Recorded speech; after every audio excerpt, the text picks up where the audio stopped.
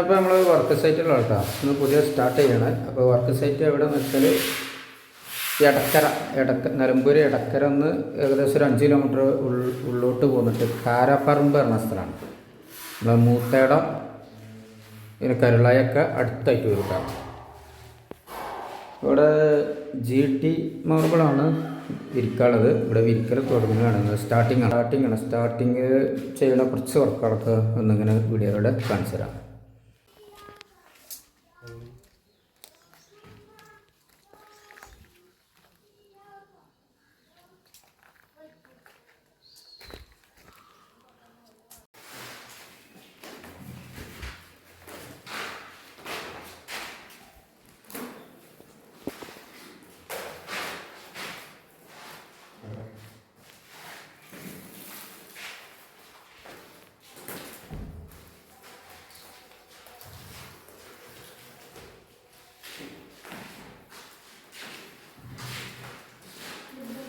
ഇത് മാർബിള് സ്റ്റാർട്ടിങ്ങിൽ രണ്ടാമത്തെ വാട്ടർ ലെവൽ നോക്കല കേട്ടോ.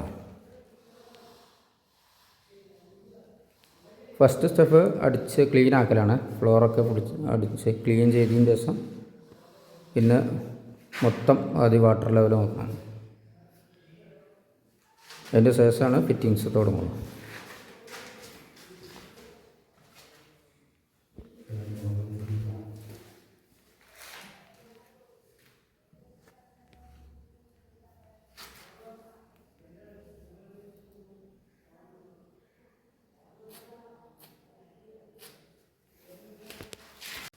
ഈ വീട് ഏകദേശം 1000-1200 സ്ക്വയർ ഫീറ്റോളാണ് നമുക്ക് ഇവിടെ മാർബിൾ ചെയ്യാനുള്ളത്.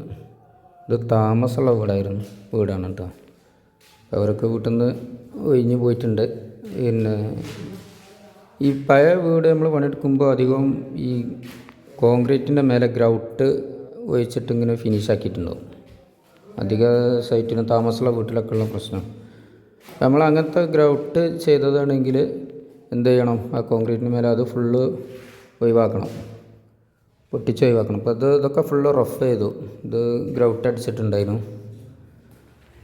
ഇതൊക്കെ ഫുള്ള് പിന്നെ കോൺക്രീറ്റ് മാത്രം അവിടെ നിർത്തിയിട്ട് മേലെ നിന്ന് ഫുള്ള് ഗ്രൈൻഡ് ചെയ്ത് ഇത് കുത്തിയെടുത്തിട്ടുണ്ട് കംപ്ലീറ്റ്. എങ്കിൽ മാത്രമേ നമുക്ക് മാർബിള് ശരിക്ക് പിടിക്കുള്ളൂ. നല്ല റഫ് വേണം. പുതിയ വീടിൻ്റെ പ്രശ്നമില്ല. പുതിയ വീട് കോൺക്രീറ്റ് ചെയ്ത് ഉറപ്പുണ്ടാവും, പ്രശ്നമില്ല. പഴയ താമസമുള്ള വീട് നമ്മൾ മാർബിൾ ടൈൽസൊക്കെ ഇടുമ്പോഴാണ് ശ്രദ്ധിക്കേണ്ടത്.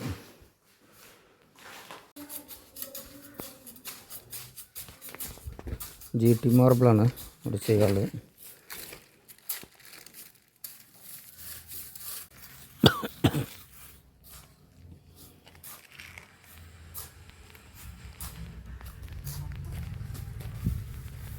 ഇവിടെ മണലാണ് ഉപയോഗിക്കുന്നത് കേട്ടോ, എൻസാൻഡല്ല. നമുക്ക് രണ്ടും ചെയ്യാം. മാർബിൾ ചെയ്യാൻ എൻസാൻഡും പറ്റും മണലും പറ്റും, രണ്ടും പ്രശ്നമില്ല.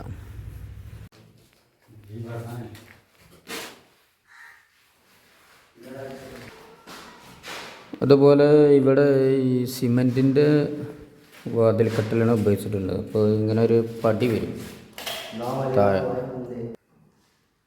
അപ്പോൾ ഈ കാണുന്ന പടി കട്ട് ചെയ്ത് ഒഴിവാക്കണം.